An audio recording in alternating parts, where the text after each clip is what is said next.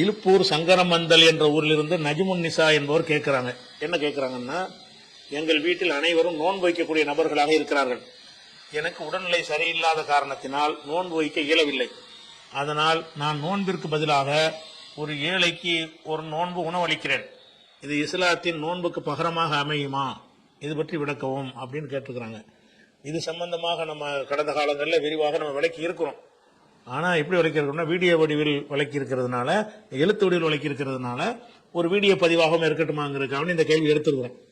அதாவது, அதிகமான முஸ்லீம்கிட்ட என்ன நம்பிக்கை இருக்குன்னு கேட்டால், ஒருத்தர் உடல்நிலை சரியில்லாம நோன்பு வைக்க முடியலன்னு வைங்க, அவருக்கு போய் என்ன செய்யறாங்கன்னா, அந்த மார்க்க அறிஞர்கள் வந்து அவங்களுக்கு வழிகாட்டுறாங்க. எப்படி, உங்களுக்கு நோன்பு கடமையா இருக்கு, நீங்க முடியல, ஒரு நோன்பு விட்டதற்காக வேண்டி ஒரு ஏழைக்கு சாப்பாடு கொடுங்க, ஒரு நோன்பு விட்டா ஒரு ஏழைக்கு சாப்பாடு கொடுங்க அப்படின்னு சொல்லி சொல்றாங்க. அந்த நம்பிக்கையில வயசான ஆட்கள்லாம் அந்த நோன்பு விட்டதுக்காக வேண்டி ஒரு ஏழைக்கு சாப்பாடு கொடுத்து கொண்டு இருக்கிறார்கள். இன்னைக்கு நடைமுறையில் இருக்கிறது.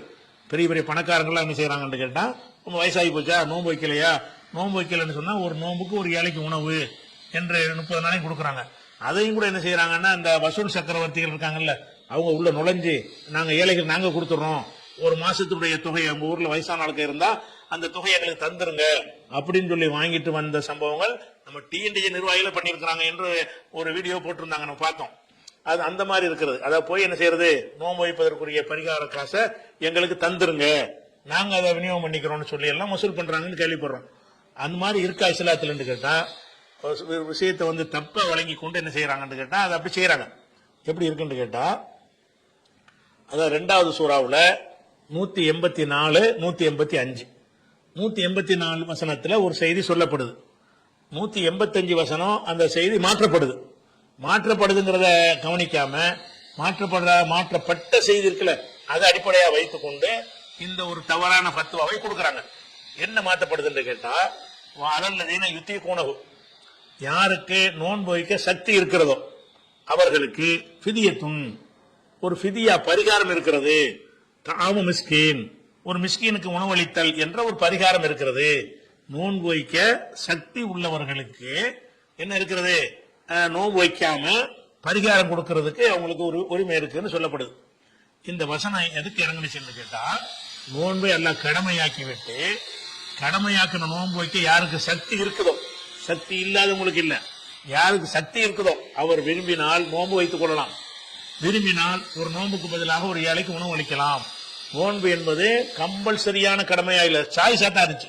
ஒன்னு நோன்பு, இல்லைன்னா ஒரு நாள் உணவு. நோன்பு கடமையாக்கும் போது எல்லாம் எப்படி ஆக்குறான்னு கேட்டா, நோன்பு கடமையாக்கிட்டேன், அந்த நோன்பு கடமையாக்கி உங்கள்கிட்ட சக்தி இருக்கும் என்று சொன்னால் நோன்பு வைக்காம ஒரு ஏழைக்கு உணவளிங்க, இரண்டில் எதை செஞ்சாலும் போதும் அப்படின்னு ஆரம்பத்தில் இருந்தது. பிறகு என்னமாச்சுன்னு சொன்னா, இந்த மாதிரி கொடுத்துட்டு இருந்தாங்க. நிறைய சகாபாக்கள் வந்து விரும்பணும் நோன்பு வைப்பாங்க. ஆனா நோன்பு எதுக்கு நம்ம ஏழைக்கு சாப்பாடு கொடுத்து நம்ம இருப்போம்னு அவங்க திடகாத்திரமா இருக்கும் போது நோன்பு வைக்காம என்ன செய்வாங்க, உணவு அளிப்பாங்க. அதை அனுமதிக்கக்கூடியதாக 184 வசனம் இருந்தது. அந்த நிலை கொஞ்ச நாள் இருக்கும் பொழுது அடுத்த 185வது வசனம் இறங்கி அதை மாற்றுது. எப்படி மாற்றுதுன்னு சொன்னா, ஃபமன் ஷஹித மின்குமுல் ஷஹ்ர, உங்கள யார் வந்து அந்த மாதத்தை அடைகிறாரோ, ரமலானை அடைகிறாரோ, ஃபல்யசும்ஹு, அவர் நோன்பு தான் வைக்க வேண்டும். 2 சாய்ஸ்ல ஒன்னு மறுத்துருச்சு. இரண்டும் எதை வேண்டாம், ஒன்னு நோன்பு வைக்கலாம், சாப்பாடும் கொடுக்கலாம் என்று இருந்த ஒரு நிலைமை 184வது வசனம். 185வது வசனத்துல வந்து அதை மாற்றுவதற்காக வேண்டி நோன்பு தான் வைக்கணும், அந்த பரிகாரம் என்பது இல்ல அப்படின்னு மாற்றப்பட்டுச்சு. மாற்றப்பட்டது எங்க இருந்து விளங்குது, அது பார்த்தாலும் விளங்குது.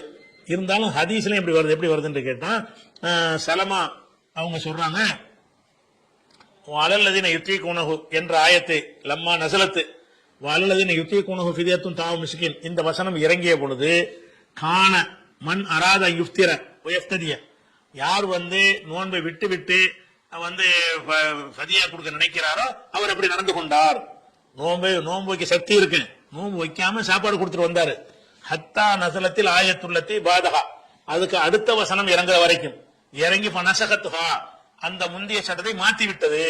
மாத்திர வரைக்கும் 185வது வசனம் வர்ற வரைக்கும் எப்படி நடந்து கொண்டார்கள் என்று சொன்னால், விரும்பியவர் நோன்பு வைப்பார், விரும்பியவர் நோன்பு வைக்காமல் உணவளிப்பார், இரண்டில் எதை செஞ்சாலும் பரவாயில்லைன்னு இருந்துச்சு ஒரு சட்டம். தூக்கத்தில் நோன்பு கடமையாகும் பொழுது தூக்கத்தில் அந்த சட்டம் தான் இருந்துச்சு. அதான் பக்ராவுடைய 184வது வசனம். இந்த வசனம் எப்ப மாற்றப்பட்டுச்சுன்னு கேட்டா, வசனம் டைம் சொல்லல, அந்த அடுத்த வசனம் இறங்குற வரைக்கும் இதுதான் நடைமுறையாக இருந்தது. அடுத்த வசனம் என்னவாயிருச்சுன்னு சொன்னா நோன்பு தான் வைக்கணும் என்று ஆக்கிவிட்டது. இந்த ஒரு செய்தி புகாரில 4507வது ஹதீஸில் இருக்கிறது. அப்ப நோன்புக்கு இயலாதவங்களுக்கு பரிகாரம் சொல்லப்படவே இல்லை குர்ஆன்ல. பரிகாரமே ஏழுமானவனுக்கு தான் இருந்துச்சு. நாங்க ஏழாதவனுக்கு தான் கடமை இல்லை, அவன் பரிகாரம் கொடுக்கறான். நீங்க தள்ளாத வயசாயிட்டீங்க, உங்களுக்கு நோன்பு வைக்க ஏழுமான்னு பாக்குறோம். ஏழாட்டி கடமையா? கடமை இல்லை. கடமை இல்லாட்டி பரிகாரம் கொடுக்குறீங்க. கடமையா இருந்து ஒன்றை செய்யாட்டி தானே பரிகாரம் கொடுக்கணும். எனக்கு கடமையே இல்லை, நான் எதுக்கு பரிகாரம் கொடுக்கணும்? கடமை இல்லாட்டி நான் செய்ய தேவையில்லை. என்ன கேள்வி வராத. கேள்வி வராட்டி நான் என்னத்துக்காக பரிகாரம் கொடுக்கணும்? அப்ப ஒருத்தர் நோன்பு வைக்க முடியல என்று சொன்னா முடியலைங்கிற ஒரு காரணத்துக்காக வைக்காம இருந்துடலாம், அவ்வளவுதான். ஒருத்தருக்கு சக்கரை நோயாளியா இருக்காரு, கடுமையான சக்கரை, அதாவது கொஞ்ச நேரத்துக்கு ஒருக்கா சாப்பிட்டுட்டே இருக்கணும். அப்படி எல்லாம் ஒரு சுகர் குறைஞ்சு போயிடும். சுகர் நோயாளிகள் சாப்பிடாம இருந்தா சுகர் டவுன் ஆகி போயிடும் சமயத்துல. அது மாதிரி எல்லாம் இருக்கிறது. 3 மணி நேரத்துக்கு எனக்காவது போட்டுட்டே இருக்கணும், இல்லைன்னா உங்களுக்கு பாதிக்கும் என்கிற அளவுல முத்தி போன ஒரு சுகர் நோயாளியா இருக்காரு. அந்த மாதிரி இருப்பாரு. ஏன்னா அவர் நோன்பு வைக்க முடியாது தானே, நோன்பு வைக்க மாட்டார், அவ்வளவுதான். நோன்பு வைக்காட்டி பரிகாரம் கொடுக்க மாட்டார், ஏன்னாட்டார்ல கேட்க மாட்டான். அவருக்கு இயலவில்லை என்பதற்காக நோன்பு வைக்கலன்னு சொன்னா ஏன் நீ நோன்பு வைக்கணும் நல்லா கேட்க மாட்டான். கேட்காட்டி நீ எனக்கு பரிகாரம் கொடுக்குறீங்க? நோன்புடைய பரிகாரம் என்பதை எப்ப உள்ளது? முன்பு இருந்த ஒரு சட்டம், அது மாற்றப்பட்டு விட்டது. அது புகார்ல தெளிவா 4507வது ஹதீஸில் தெளிவா சொல்லப்பட்டுருச்சு. இந்த வசனம் அதை மாற்றிருச்சு. அப்ப 2வது வசனம் என்ன சொல்லுது? நோன்பு தான் வைக்கணும்னு சொல்லுது. முந்தின வசனம் என்ன சொல்லுது? நோன்பு வைக்கலாம் சாப்பாடு கொடுக்கலாம்னு சொல்லுது. நோன்பு வைக்கலாம் சாப்பாடு கொடுக்கலாம் என்று சொன்ன 184வது வசனத்துல அதை மாற்றி நோன்பு தான் வைக்கணும் என்று 185வது வசனத்துல மாற்றப்பட்டு விட்ட காரணத்தினால உங்களுக்கு நோன்பு வைக்க இயலல என்று சொன்னா கடமை இல்லை. கடமை இல்லைன்னா ஃபிதியாவும் இல்லை. கடமையா இருந்தா தான் ஃபிதியா வரும், அது மாத்தியாச்சு. அதனால நோன்புக்கு உணவுங்கிற கான்செப்டே கிடையாது. இப்ப என்ன இல்ல, நோன்புக்கு உணவு கொடுத்தனுங்கிற ஒரு கான்செப்டே கிடையாது. இப்னு அப்பாஸ் மட்டும் நோயாளிகள் இவங்களுக்கு அந்த சலுகை இருக்குன்னு அவர் சொன்னதாக ஒரு ஹதீஸ் இருக்கிறது. புகார் 4505வது ஹதீஸ். அதுதான் ஆதாரமா காட்டுவாங்க. அது இப்னு அப்பாஸுடைய சொந்த கருத்து. இந்த சம்பவத்துக்கு வசனத்திலிருந்து விளங்கல, தெளிவா இதான் நிலைமையாயிருச்சு, மாற்றப்பட்டிருந்துருச்சு. அதோட முடிஞ்சிருச்சு. இவர் புரிந்து கொண்டதை இப்னு அப்பாஸ் சொல்றாரு. இப்னு அப்பாஸ் புரிந்து கொண்ட மாதிரி உள்ள அது போக என்ன செய்யறாருன்னு கேட்டா அந்த குர்ஆனுடைய வசனத்தையே யுத்திய கூணகுன்னு இருக்குல்ல, அதே தப்பா ஓதுறாரு. வாழல்லது தவ்விய கூணகுன்னு சொல்லி, தவ்விய கூணன்னா சிரமப்பட்டு நோன்பு வைக்கக்கூடியவர்கள் அர்த்தமாயிரும். அப்படி வசனத்தை அவர் தப்பா வாசிச்சுட்டு அந்த தப்பானது விளங்கிட்டு சட்டம் சொல்றாரு. ஆனா அந்த வசனத்துல 4505 என்ன இருக்குன்னு கேட்டா சமிய இப்னு அப்பாஸின் எக்ரவு, இப்னு அப்பாஸ் ஓதினார். வாழல்லது தவ்விய கூணகு தவ்வ கூணகு, யார் சிரமப்பட்டு நோன்பு வைக்கிறார்களோ அவர்களுக்கு என்று ஒரு ஓதினாரு. அப்படி இருந்தாரையானால் சிரமப்பட்டு நோன்பு வைப்பார்கள், முடியவில்லை என்றால் நீ சாப்பாடு கொடுத்துக்க என்று சொன்னார். அதனால இது மாற்றப்படவும் கிடையாது. இது வயசான ஆட்களுக்கு, வயசான பெண்களுக்கெல்லாம் இது இருக்குது அப்படின்னு இப்னு அப்பாஸ் சொன்னார்னு ஒரு செய்தியை காட்டுறாங்க. அதுவும் புகார்ல தான் இருக்கிறது. ஆனா புகார்ல இருக்கிறது சக்தி உள்ளவர்களுக்கு குர்ஆன்ல இருக்கிறது. இவர் சக்தியற்றவர்களுக்கு குர்ஆன் வசனத்தை தப்பா வாசிக்கிறார். வாசிச்சுட்டு அதுல இருந்து சட்டம் எடுக்கிறார். குர்ஆன்ல அப்படி இல்ல. குர்ஆனுடைய வசனத்தை அவர் தவறா ஓதினதை நான் கேட்டேங்கிறார் அத்தா என்பவர். அப்ப குர்ஆனுடைய வசனத்தை தப்பா ஓதிட்டு யுத்திக்கூன என்பது லாயுத்திக்கூன அவர் விளங்கி கொண்டு இல்லை என்ற அர்த்தம் சக்தியற்றவர்களுக்கு இது இருக்குன்னு சொல்றாரு. அது அவர் புரிந்ததை தவிர குர்ஆன்ல உள்ளது கிடையாது. குர்ஆன்ல இல்லாத ஒன்றை தவறா ஓதிவிட்டு அவர் விளங்கின ஒரு சட்டம். இதை நம்ம மார்க்க சட்டமா எடுத்துக்கொள்ள முடியாது. நமக்கு தெளிவா என்னன்னு கேட்டா நேரடி அர்த்தம் வாழல்லதீன யுத்திக்கூனஹு, யார் நோன்பு வைக்க சக்தி பெறுகிறார்களோ ஃபிதியத்துன், அவங்க தான் உணவு அளிக்கணும். சக்தி பெறுறவனுக்கு தான் உணவு. நீ எதுக்கு சக்தி இல்லாதவனுக்கு எதுக்கு? அப்ப சக்தி பெறுறவனுக்கு இப்ப உணவு கொடுக்கலாமான்னு இப்ப கேட்டா இப்ப இல்ல, மாத்தியாச்சு. அந்த வசனம் சொல்வது நோன்பு வைக்க யாருக்கு சக்தி இருக்கிறதோ அவர்கள் உணவளிக்கலாம் என்றுதான் அது சொல்லுகிறது. அப்ப சக்தியற்றவர்களுக்கு சொல்லவே இல்லை.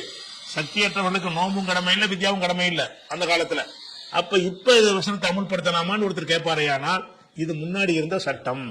பிறகு எல்லாம் நினைச்சுட்டான் அந்த உணவு கொடுக்கிறது என்பதை மாத்தி அந்த மக்களை ட்ரைனிங் கொடுப்பதற்காக வேண்டி ஒரு பயிற்சி மாதிரி கொடுத்துருக்கான். பிறகு நினைச்சுட்டாண்டா இல்ல நோன்பு தான் வைக்கணும், சக்தி இருந்தா நோன்பு தான், உணவுங்கிற டாபிக்கே கிடையாதுன்னு ஆக்கியாச்சு. அதனால உணவு கொடுத்தல் என்ற ஒரு பரிகாரமே கிடையாது. முடிஞ்சா நோன்பு வைங்க, நோன்பு வைக்க முடியாதுங்கிற அளவுல மருத்துவ ரீதியாகவோ உங்க உடல் ரீதியாகவோ நமக்கு சக்தி இல்லை, அவரவர் விளங்குவார். நமக்கு உங்களுக்கு சக்தி இருக்காண்டு இன்னொருத்தர் ஆராய்ச்சி பண்ண முடியாது. எனக்கு சக்தி இருக்க நான் தான் முடிவு பண்ணணும். என்கிட்ட உள்ள விஷயங்கள் என்னென்ன அந்தரங்கள் இருக்கு, என்னென்ன மாதிரி ப்ராப்ளங்கள் எனக்கு இருக்கிறது, அதனால என்னென்னலாம் எனக்கு ஏற்படும் என்பதை நான் சொல்ல முடியும், அல்லது நான் என்னை சோதித்த மருத்துவர்களால் சொல்ல முடியும். அப்படியான ஒரு நிலை இருந்து நம்ம நோன்பு வைக்கிறதுக்கு அன்பிட்டான ஒரு ஆளு என்று உங்க மனசாட்சிப்படி உங்களுக்கு தெரிய வந்தா நோன்பு வைக்கவும் தேவையில்லை, ஃபிதியா கொடுக்கவும் தேவையில்லை. அல்லாஹ் கேட்க மாட்டான். ஏன்னா எனக்கு முடியல நான் வைக்கல அப்படின்னு சொல்லிட்டு நீங்க எல்லாட்ட ஒரு பாரத்தை போட்டு நீங்க இருந்து கொள்ளலாம். நம்ம நோன்பு வைக்காம உணவளிக்கலாம்னு நினைச்சீங்கன்னாலே உங்களுக்கு சக்தி இருக்குன்னு அர்த்தமாகுது. அதனால அப்படி அது கிடையாது என்று விளங்கிக்கணும்.